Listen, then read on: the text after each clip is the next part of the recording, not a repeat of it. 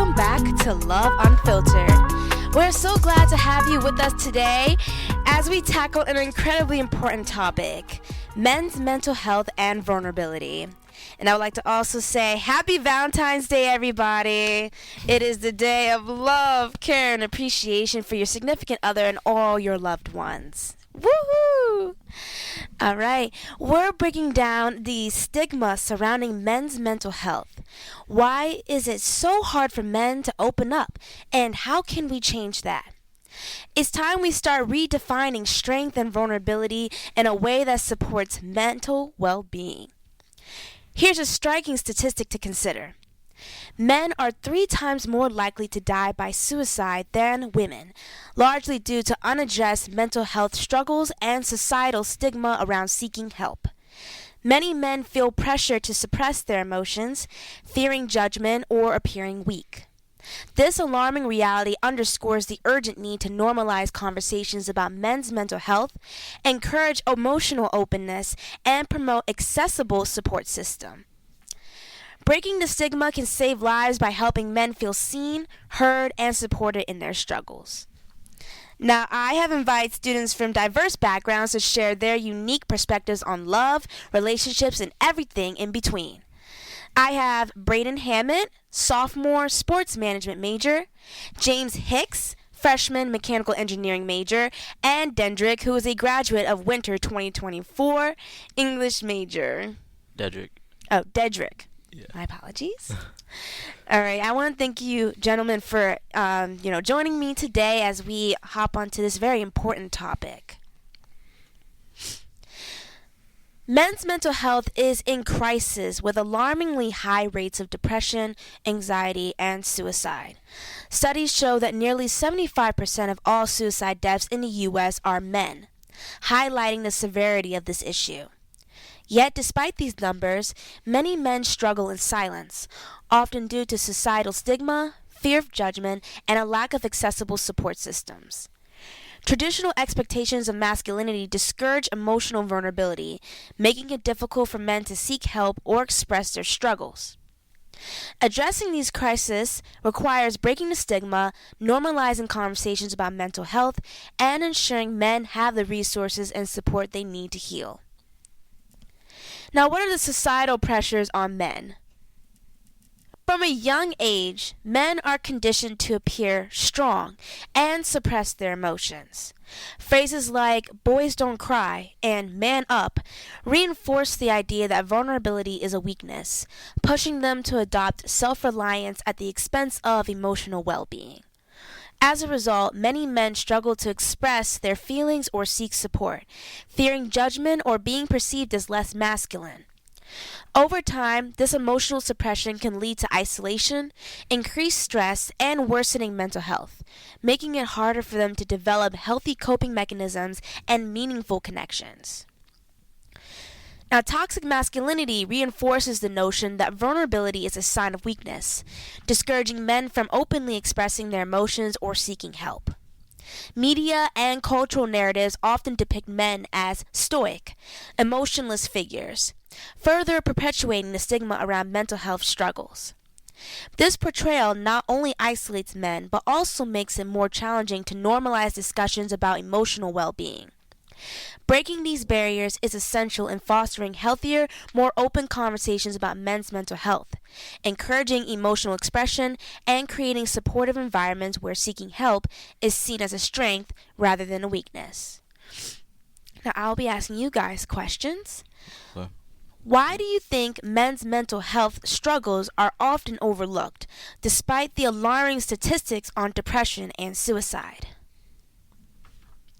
I can start for real. I believe a big reason is it starts off like when you're younger and you're a boy. You're supposed to you're already being taught this sort of idea of what masculinity should be and how it's not necessarily reaching out a whole lot.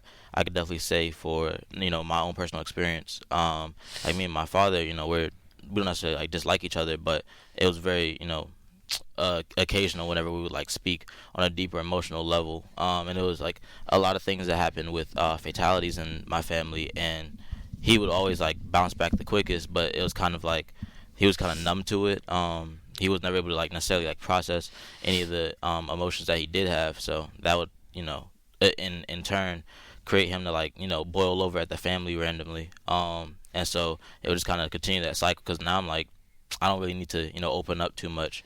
So I definitely think it starts, from when you're a kid, and just, continues the cycle of whatever your dad was possibly doing. Mm-hmm.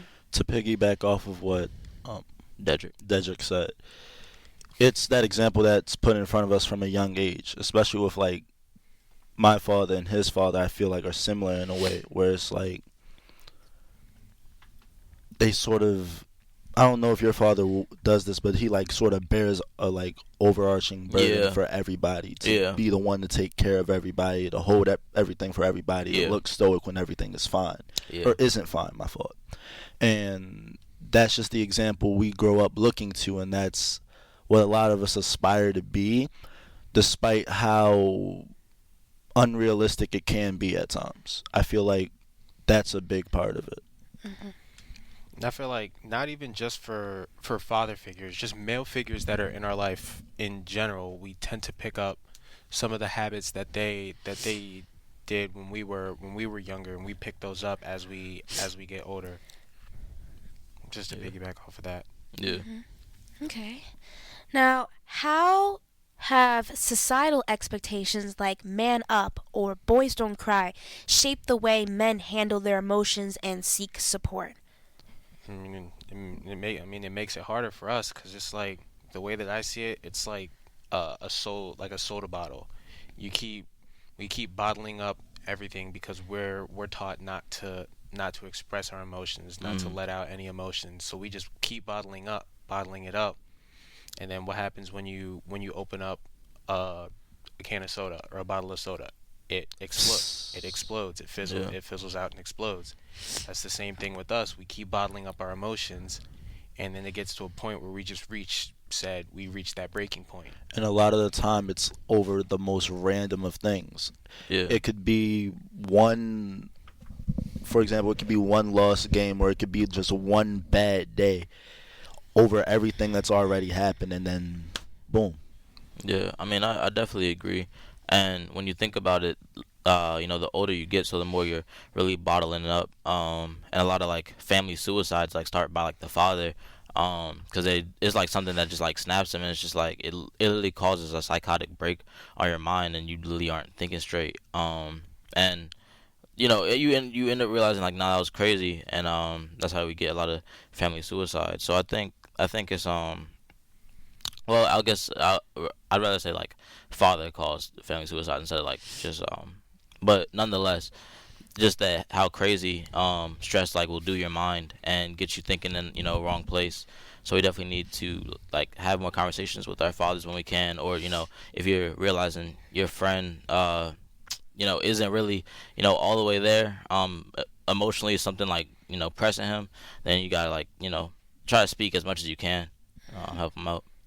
Yeah, definitely that support is very important, and making sure that your friends are okay as well.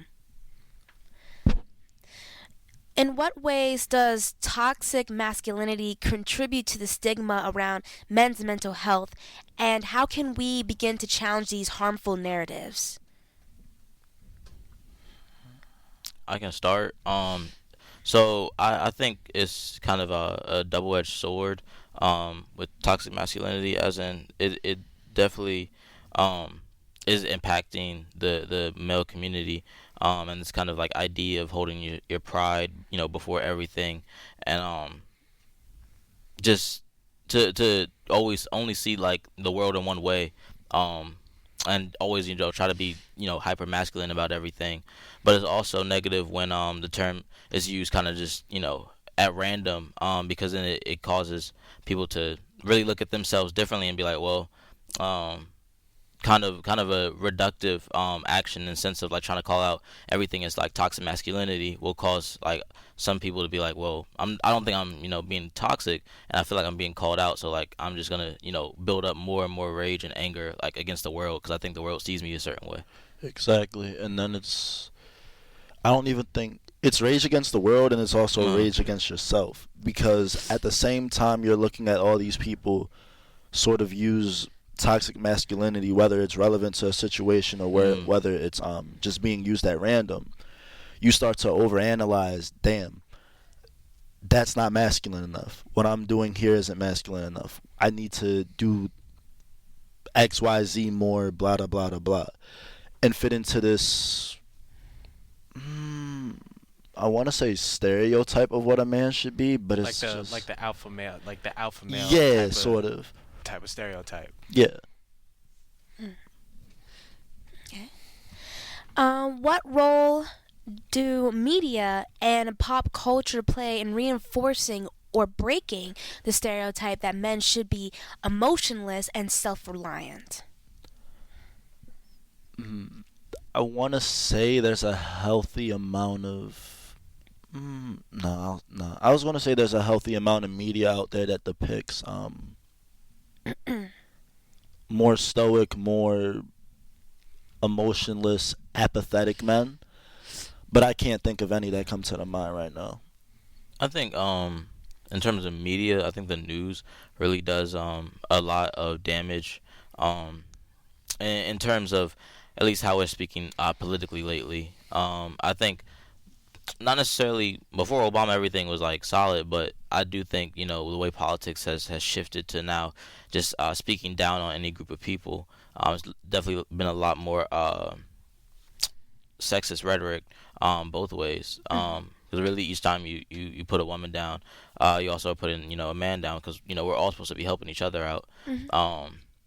So I think the way the news dictates over certain gender roles and everything can definitely be negative and perpetuate a vision that you already have when you're growing up, but now it's like everywhere you look, you're seeing some sort of discussion on how someone isn't masculine enough, especially on social media, like beyond just news. It's always a topic of discussion, and sometimes it is really good, but sometimes it's just like kind of beating a dead horse. It's just like it's a topic that you really just it's like everywhere in the world. It's like a topic that you really just you can't get a break from. You can't get away from it, no matter how hard you try it. There's always like every corner you turn, you're gonna be hearing people talking about that topic.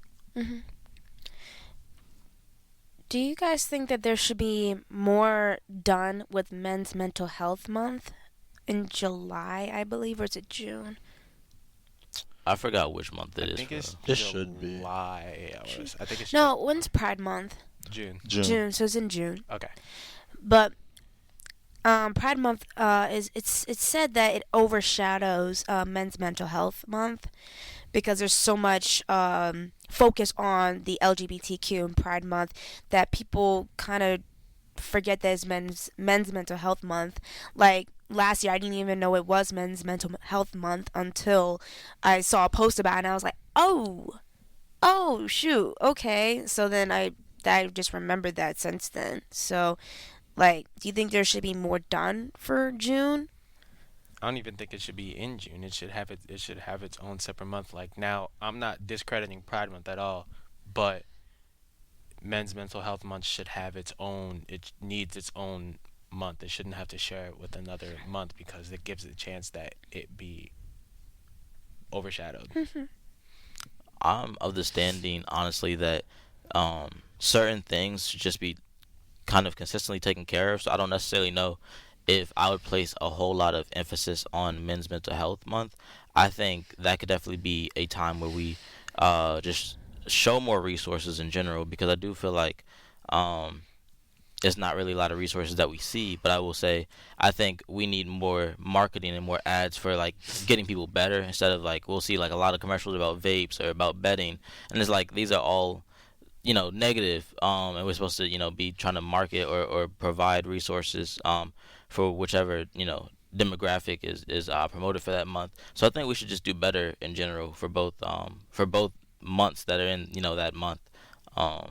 But yeah, I don't put too much weight on it, honestly. Yeah. Honestly, I just agree. Yeah. No, you said half of what I was going to say already. So, yeah. And I'm pretty sure the resources are already out there, so it's just like it's just a way of which we need to push them, and what Braden was saying about well, really what, I don't know, just getting it out there more to people, Mhm. because there's sources out there, there's mental spaces out there where, and there's safe spaces where men can talk about their mental issues freely, Mhm. but we're putting vapes in the media, we're putting all this negative stuff into the media, or stuff that's not really useful Mhm. in terms of that, and I feel like that's the problem. I wouldn't say not Not useful. necessary, Yeah, more but like maybe not it's common knowledge, but it's just like I don't know. It's been talked about a lot. yeah. hmm Okay. Um, how can familial relationships affect men's romantic relationships? This could be based on emotional manipulation from parents and adults in their lives. Um, one thing that has been talked about a little bit is emotional incest, and that is based off of men seeing their female partners as their mother or comparing them to their mother. And then also, with regard to if you've possibly witnessed men versus women or fathers versus mothers, and then men versus wives.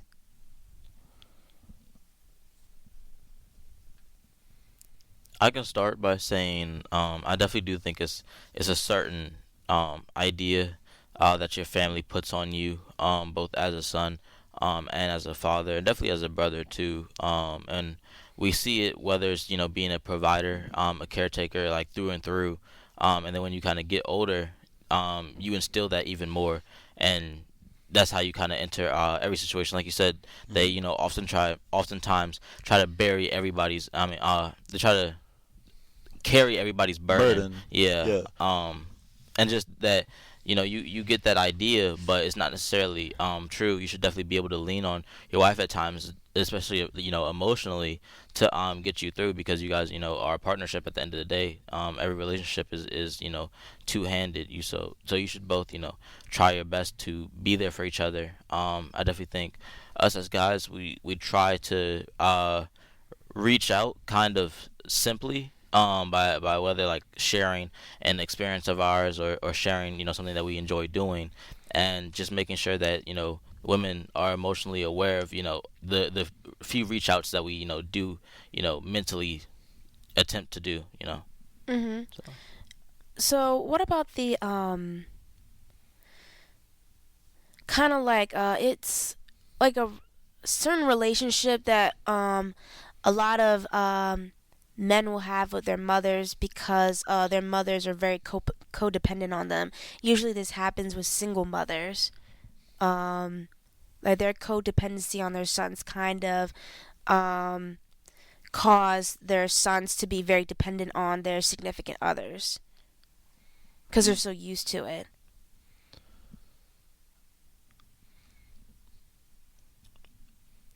I would I hadn't say thought of that. My fault. I That's a good question apologize.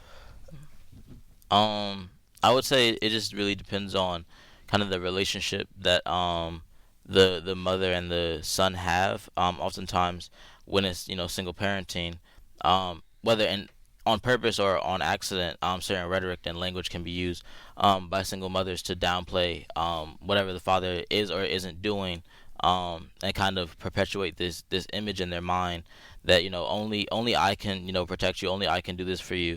And then when they finally do get out in the world, oftentimes their most common interaction day to day is their mother. And so they've had this idea of what women should do for them, or with them or for them, because their mother inherently was trying to play a role of like pretty much I am here always for you, and that creates an idea in a lot of men's mind. So Like plants that seed in their yeah, head that yeah. But all the a lot of relationships that have unhealthy dynamics that have been seen between many single mothers and their sons is the single mother developing like a kind of like a attachment to her son where she depends on him as she would with a significant other. So she's basically treating her son Mm. as a significant other.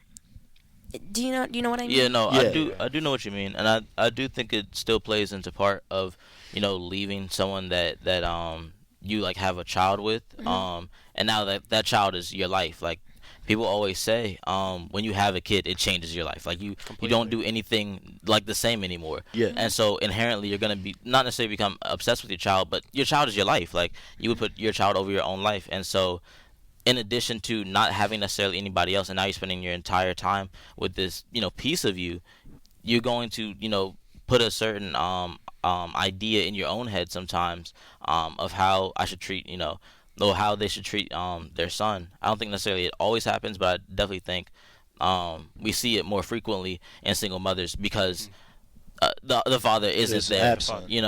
And with the father being absent, that's the only thing they really have to cling on to that even resembles I don't really want to say male figure in their life, but the only thing that resembles anything from that relationship or from what used to be. So it could even stem from that and being, this is the last thing I truly have from that.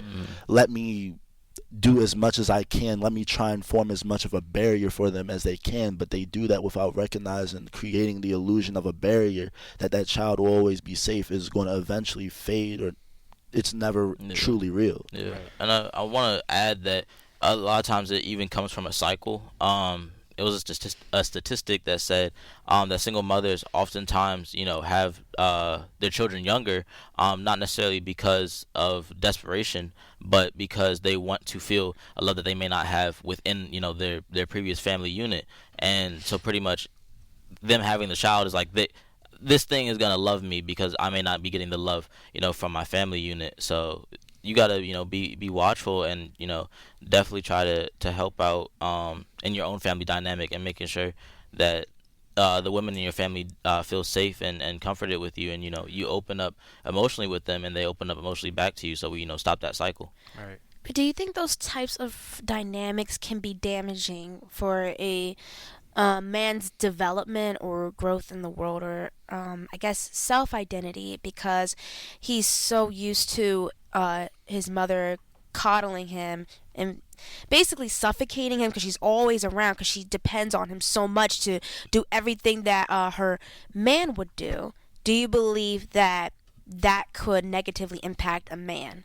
Definitely.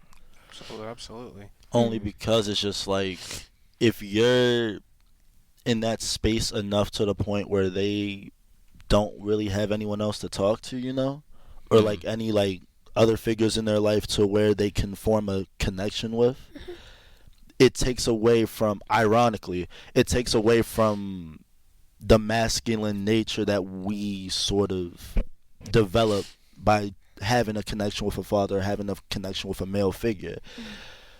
I don't support the idea of toxic masculinity, but there's also, there's a healthy version of masculinity that I feel needs to be exercised over that period from when you're a child to the time you're like 12 or 13, so that way you have a solid idea of sort of both sides of the coin, what a woman brings, what a man brings. Because like from what I've seen from these relationships, you've probably seen before between that dynamic is like the mother being like overly rude to the his female significant other, because she's very protective about her son, because she wants all his attention. So like she'll be very rude to the girlfriend, or she'll try to get him to break up with her. There's like a very like odd like obsession over him. Do you guys know what I mean? Yeah.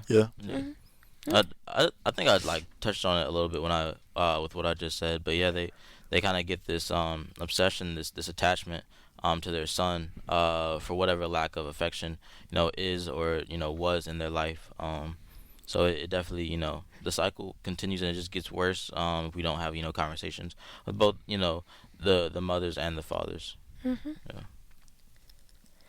All right.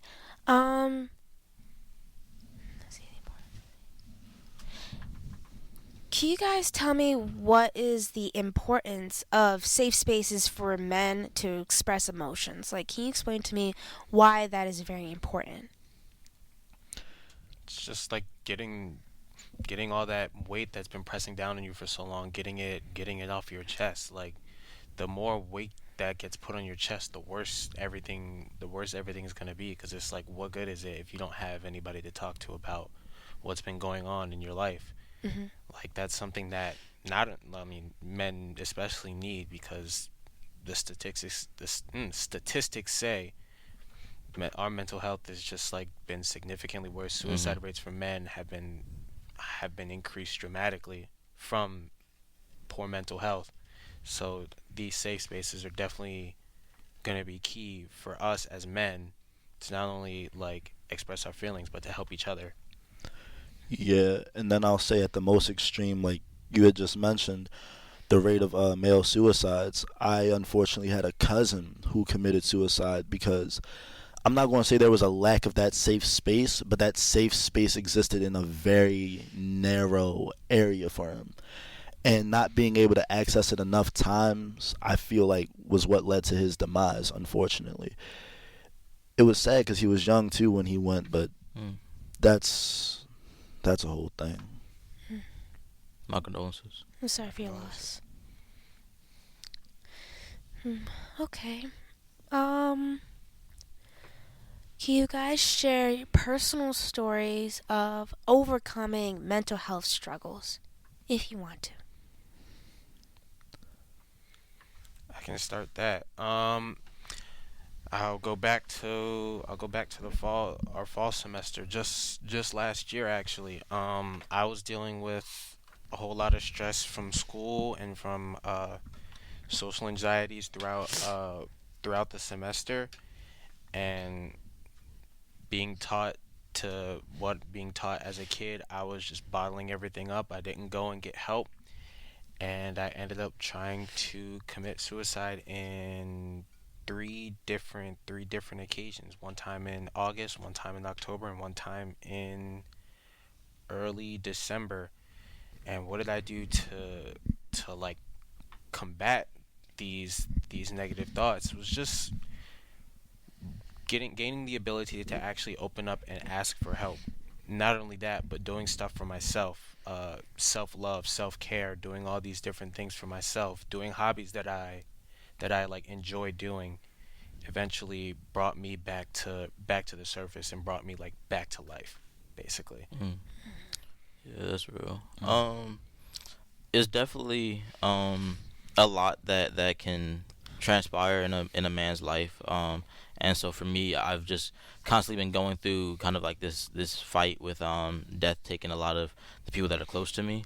And so I've always kind of had an issue with depression because of that. And so I think a big thing for men is to make sure that you have friends that support you and everything. And I think that's really what can do the best, rather than like therapy necessarily or anything.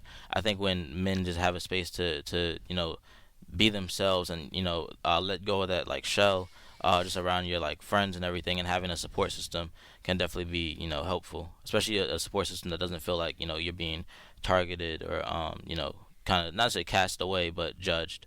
So Hmm. yeah. Um, it was you said it was a time where you overcame. Yeah, where you overcame mental health struggles. Last semester and even still currently. Um, Last semester it was just a not really a culture shock, but just a shock in general because it was a new area. I'm a freshman, barely anyone I know is here.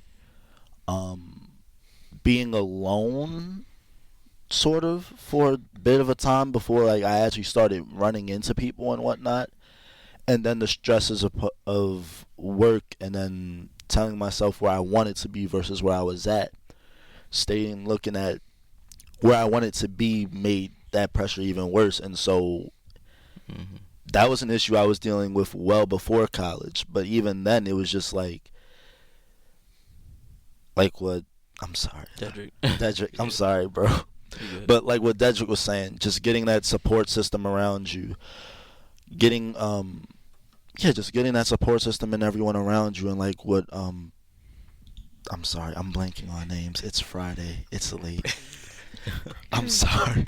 Brandon. And like what Braden. Braden was saying, it just brings yourself to life, sort of. It brought me back to life for sure, like joining the skateboard club, joining the gospel choir, finding myself getting more active around campus and actually having reasons to do stuff that make me excited, that give me a thrill, or like even just are fun. Just taking that time for yourself. I wanted to go back to a point that Dedrick brought up. I had said it in the last episode about having the support group rather than going to a professional. Sometimes having like a solid core of friends as your support group is better than going to a professional to get help from them, because sometimes all you need is your core of friends to help you feel better. Sometimes you don't need the professional help because your friends are all you really like. Your friends or your family are all you really need. Yeah. Like, it's not worth spending God knows how much money on a therapist or a psychiatrist when you have friends that are priceless. And I definitely will say, like, even when we a lot of suicide stories that either are failed attempts, thankfully, or they just deviated their path. They often either had a friend like come stop them, or come speak to them, or they went out and went to their friend because they couldn't take anything anymore. And I'll say, even for myself, it's definitely been times where like I'll make a longer drive because mentally I'm trying to make sure I don't break or anything, and making sure that I have like my friends near me definitely assists, and make sure I don't go off the deep end. So I definitely think friends can be the biggest of helps. You just got to make sure that you're always close with your friends and being mentally aware of where they stand. Right, I agree. And how has you guys kind of went into it, but how has therapy, peer support, mentorship has made a difference? I started going to therapy last semester because my mom had suggested it over the summer, and it really just helped with like organizing my thoughts, just getting back from that place of being lost. Honestly, yeah, just putting in like better habits for myself, taking what I would call advice, but others would probably call suggestions. I don't really know. I forgot what therapists had called it, so whatever. But Psychologist? No, not the psychologist. I'm just forgetting what he himself said. Oh, okay. Yeah, but taking his advice and just applying it to my life just helped tenfold. But like therapy, it's your life map to find, like, not only finding yourself, not only finding your passions, but finding even more resources than you already have, just to overall like redevelop yourself better as a person, and also to just find yourself overall again. Yeah, I definitely agree. I feel like therapy can definitely help you get through a lot of like your past issues, and be forward facing, and start working on a better future. Okay. Now, what are the consequences of suppressing emotions? Impact on relationships. Emotional suppression creates distance in relationships, leading to misunderstandings, frustration, and a lack of intimacy. It prevents healthy conflict resolution and can damage long-term connections. Impact on career. Suppressing emotions at work can lead to stress, burnout, and poor communication. Avoiding vulnerability may limit career growth and contribute to an unhealthy work-life balance.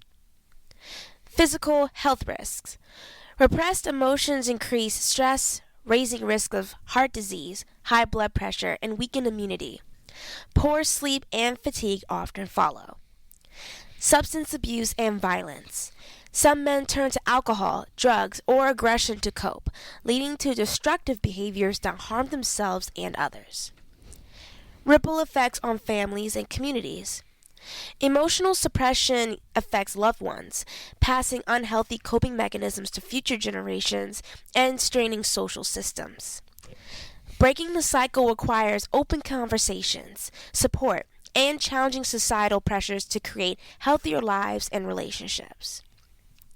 Now, based off of impact on relationships, how can emotional suppression create distance in relationships? And what steps do you guys think men can take to foster emotional openness with their partners? Um, I think I can start. Leads to a lack of communication overall. If you're not being open with your emotions to your partner, it means you're hiding your emotions from your partner. You're not openly communicating with your partner, which can really bridge a gap in the relationship in just about all aspects. So being able to be comfortable with explaining your emotions, no matter what you've been through in the past, just always being able to be comfortable with your partner and discussing emotions, whether it's yours, whether it's theirs, it doesn't matter. Being able to be comfortable in communicating your emotions is always going to be key in any given relationship. Yeah, I agree. I think just managing your mental health is very important in your relationships. So I think, you know, as long as you try to communicate, you don't purposefully make that distance, because when you don't communicate, they just simply don't know, and can't help or reach out. But as long as you're communicating with your partner, then that is half the battle for real. Hmm. Yeah. Um. Yeah. Just agree. Hmm. How can women be more supportive and comforting so that men feel comfortable coming to them? Simply just being there and like being there with us to support us is really, I mean, speaking for myself, I don't know about the rest of you guys, but having her just being there in your presence and supporting you through everything, it does it enough, knowing that we still, like, if all else fails, we still have someone there with us to help us and support us through anything that we're going through. For sure.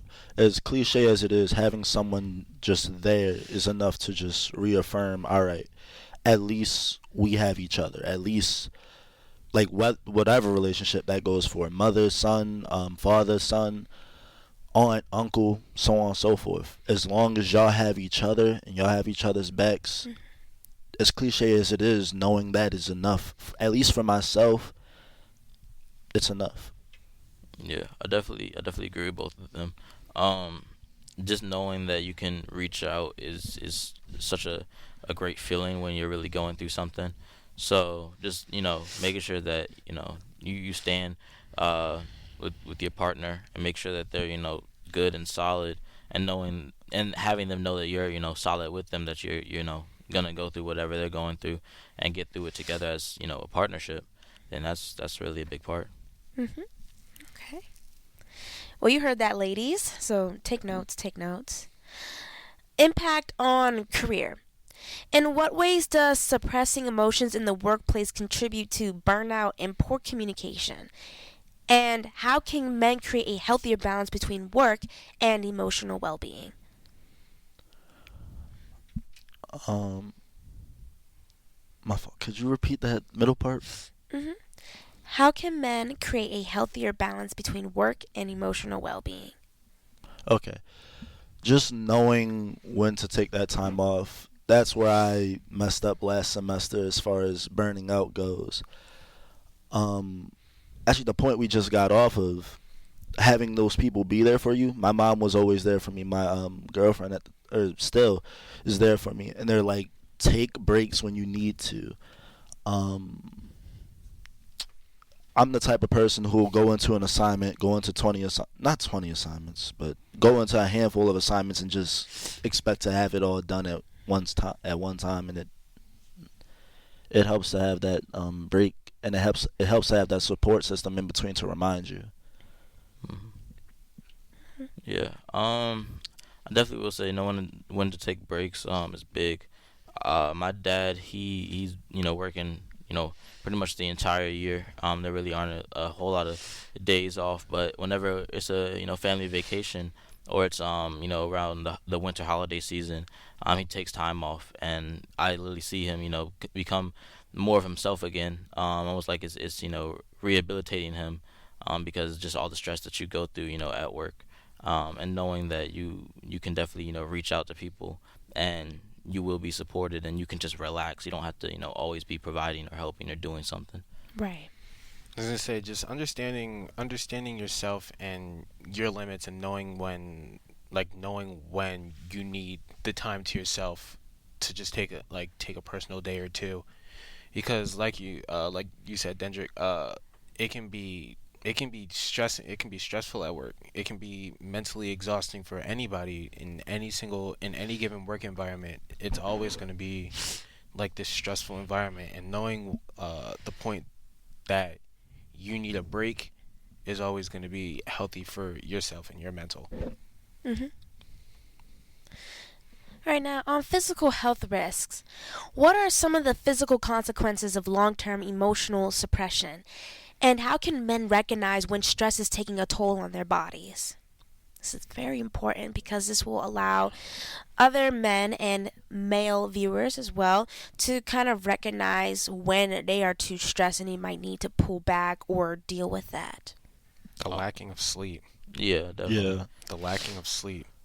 Waking up, like, adding on to what you're saying, waking up randomly in the middle of the night, I do that often. I wake up, I'll go to sleep, let's say 10 o'clock, I'll wake up, it's 1. Go back to sleep, wake up, it's 2. I'm not getting all the rest I need to be getting. And when you notice that your body is doing that, or it's a way of telling yourself, hey, Something's I'm off. wrong. Something Yeah. is not right. Yeah. Mm-hmm. Yeah, no, I definitely agree. And also make sure that you go to the doctor regularly. My dad realized that sure. he had hypertension and high blood pressure, and you got to make sure that you're going to the doctor to get your physicals and everything, and not just with men, but black men specifically, going to the doctor and making sure we take care of our bodies, because one, we often live with places with food deserts, whereas no like nutritional foods around, or they're just out of your price range. So definitely going to the doctor and making sure like your body is good, because stress does affect your body, like with blood pressure. Sometimes it activates certain symptoms in your body that you don't even realize that you have. And then also with it possibly adding to your vices, you may drink more, you may smoke more, you may just be doing things that you really shouldn't be. Gamble. Yeah. Another one. Mm-hmm. So just doing some check-ins for real. Mm-hmm. Okay. Substance abuse and violence. Why do some men turn to unhealthy coping mechanisms like substance abuse or aggression? And what are healthier alternatives for managing emotional pain? To this day, I can't tell you why my cousin does what he does half the time. I take no pride in this at all, as no man would. My cousin, unfortunately, is a womanizer, and that leads to a lot of his relationships end up being abusive. I feel like, though, ironically, it was the lack of having a proper father figure in his childhood.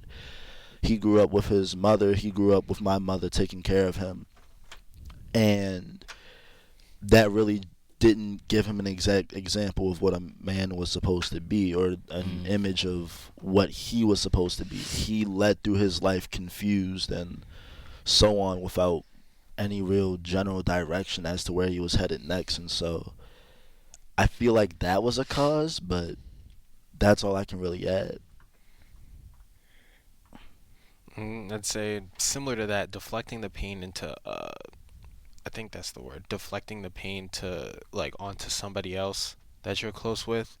Like you have all this anger and you're like, okay, well, I'm not gonna internalize it. I'm gonna take it out on somebody else. That's probably one of the, in your case being somebody being a womanizer. That's like one of the key things is just deflecting that anger and putting it onto somebody else. Mm-hmm. Yeah, I agree. You just gotta make sure you don't, un, un unintentionally harm somebody, or really anybody. And I think a lot of accountability is important in therapy, if people do reach out, because that's it cuts through a lot of the pride, and what pride will tell you you're doing. So Okay. All right. And the ripple effects on families and communities. How does emotional suppression impact families and future generations? And what cultural shifts are needed to break the cycle? I definitely think we need to, do more with discussing how relationships are more so partnerships rather than like trying to get and I don't think this is every relationship, but a lot some of them are like trying to get over on somebody, or get the one up on your partner. That's not really how you should be thinking.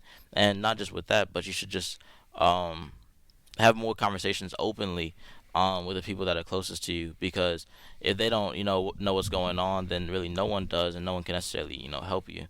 So definitely you got to be open, because if not, you'll also burn those bridges unintentionally, if you do release some anger or some irritation on them. So yeah.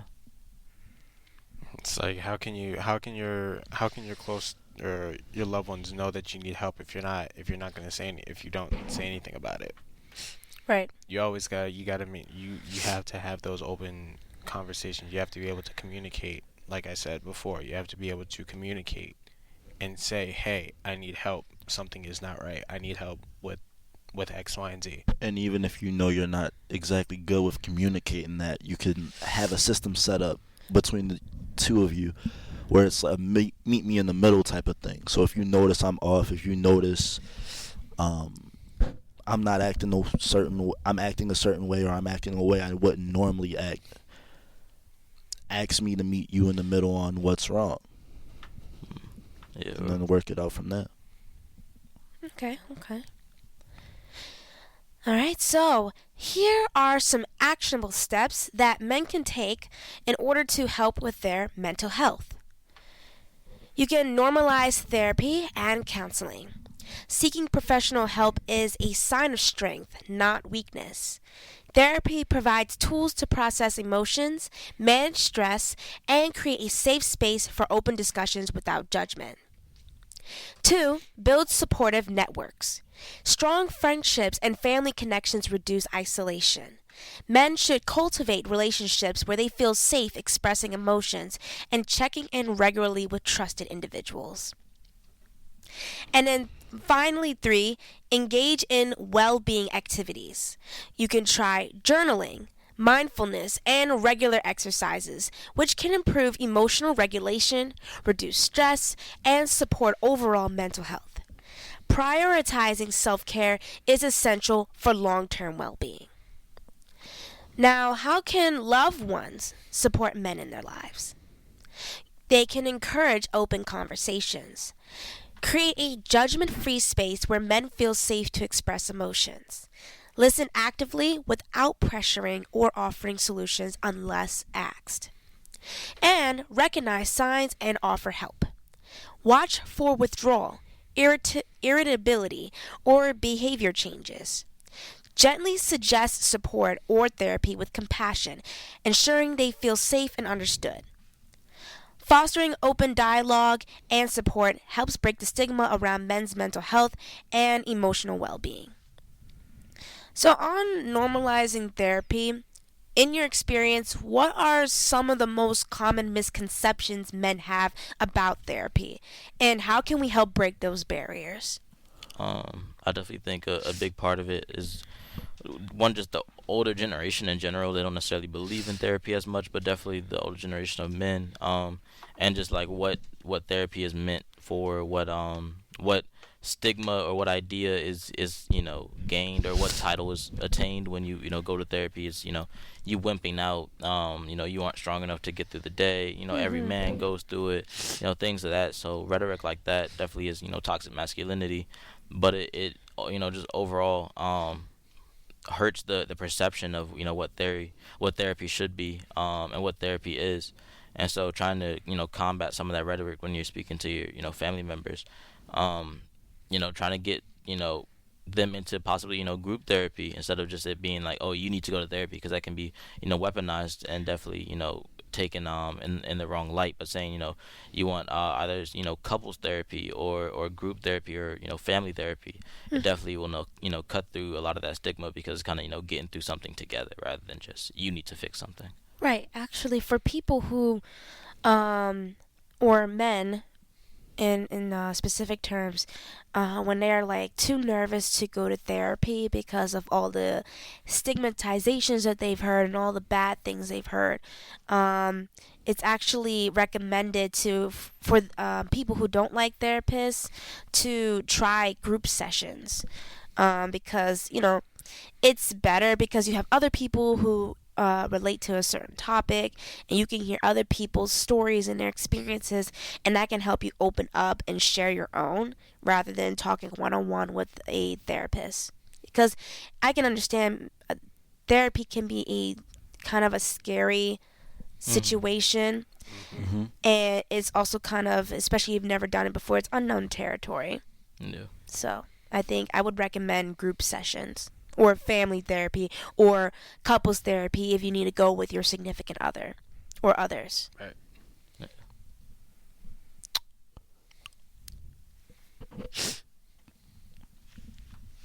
You got anything to say? Not really. No? Okay. We kind of hit it on the head. I'm not gonna lie. This Okay, is okay. Let's see. How can men begin to build a network of supportive friends or family when they may not have a history of expressing vulnerability?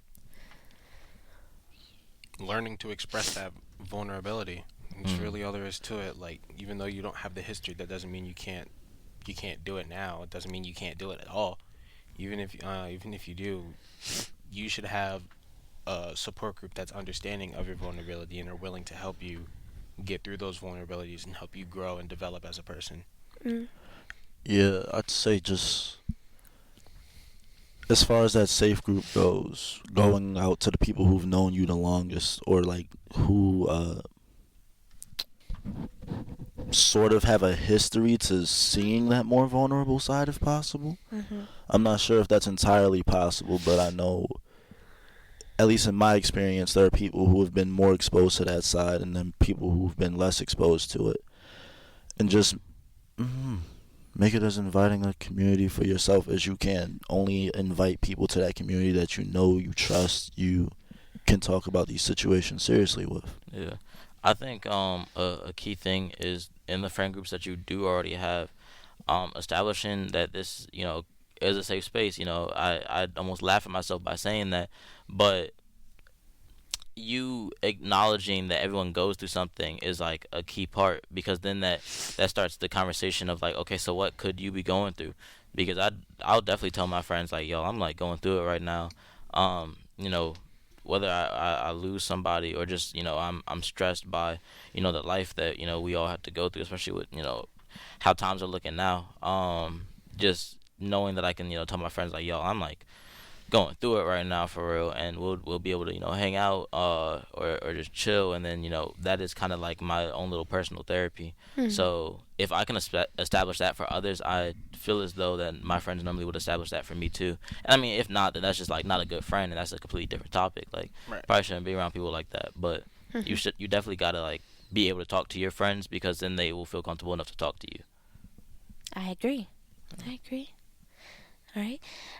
What are some accessible and practical activities that can help men better manage stress and improve emotional regulation, especially for those new to self-care practices?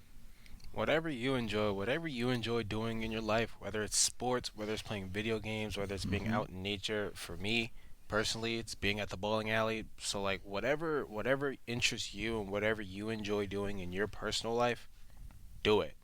I was going to say the same thing. For me personally, that thing is like learning how to play guitar as of lately.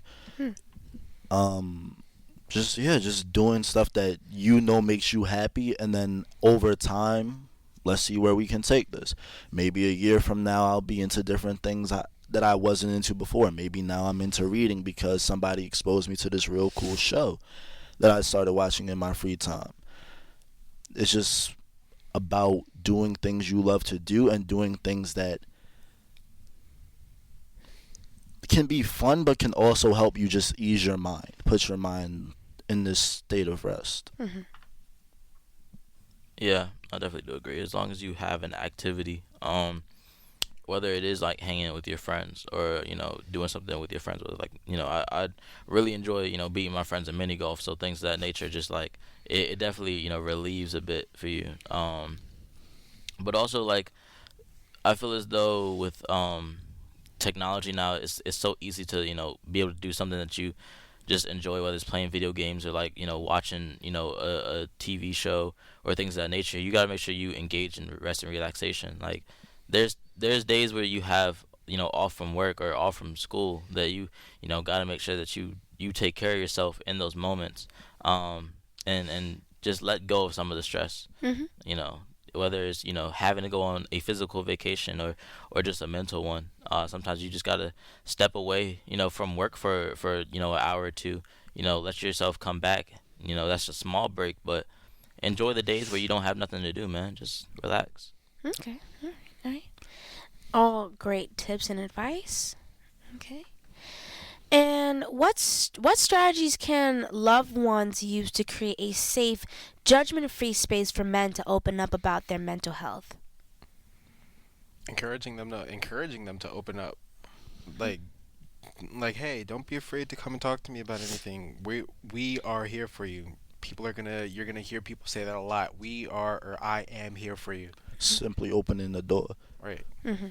Yeah, I definitely agree. It's about allowing the opportunity to happen. Having more conversations with your family. I know, like my family, we have a whole lot of conversations, and that's part of why I even have any sort of interaction with therapy, because my family is all very active in each other's lives. We all communicate with each other, so definitely allowing that conversation to happen and to unfold. Then you can start doing things to heal.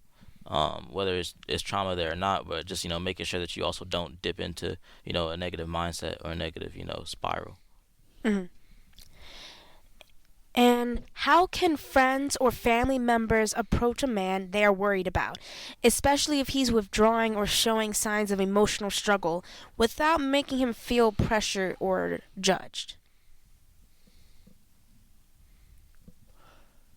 Try to invite them into that same space, sort of what we were just talking about. Mm-hmm. But when you get them into that space, don't force anything upon them necessarily. Like, give a light tip here, give a light reminder here, and things of that nature, but not like pushing it on them. Because if Don't they're going preach. through, don't reach. Because if they're going through withdrawals, there's already a lot going through their mind. If they're going through anything personal, there's already a lot going through their mind. The last thing they need is any more pressure or anything else externally agitating them. Mm-hmm. Okay, all right. So, how can society better support men's mental health? We can advocate for awareness campaigns, promote mental health resources, and share stories of men benefiting from therapy. Normalize conversations about emotions, emphasizing that seeking help is a sign of strength. We can redefine masculinity. Shift from outdated notions of stoicism to embracing emotional intelligence and self-care. Encourage vulnerability as a strength, making it easier for men to seek support without fear of judgment. And we can create supportive environments. Workplaces, schools, and communities should offer mental health resources, promote work-life balance, and provide safe spaces for men to connect and share experiences. By fostering open conversations and systemic change, society can break the stigma and support men's mental well-being. I would like to encourage all my listeners to check in on the men in their lives. Sometimes a simple check-in can make all the difference. Make sure the men you care about feel heard and supported. Start conversations about mental health. Open up the dialogue with those around you, breaking down the stigma and showing that it's okay to talk about feelings and struggles. Share resources or seek help if they are struggling themselves. If you or someone you know is struggling with mental health, don't hesitate to reach out for support. There are plenty of resources and professionals ready to help. We're going to end with a powerful, uplifting quote. Vulnerability is not a weakness. It's the most accurate measure of courage. By Brené Brown. Next time on Love Unfiltered, we're diving into love in the absence, coping with separation anxiety. How do we navigate the challenges of distance, manage feelings of longing, and overcome the fear of losing connection? Whether you're in a long-distance relationship, dealing with time apart from a partner, or struggling with attachment anxiety, we'll explore strategies to maintain trust, emotional security, and a healthy connection even when miles apart. Don't miss this insightful conversation. And I would like to thank all my guest speakers for joining me today. Your guys' advice and tips and experiences that you shared were absolutely wonderful to hear. So thank you. No problem. Of course. All right. And thank you all for tuning in today. Hey, guys. Thank you for tuning in today on this wonderful, momentous Valentine's Day. I appreciate you being a part of the conversation on such an important topic. And don't forget to subscribe, leave a review, and share this episode with anyone who might find it helpful. Your support means the world. Here's to taking care of ourselves and each other. See you next time on Love Unfiltered.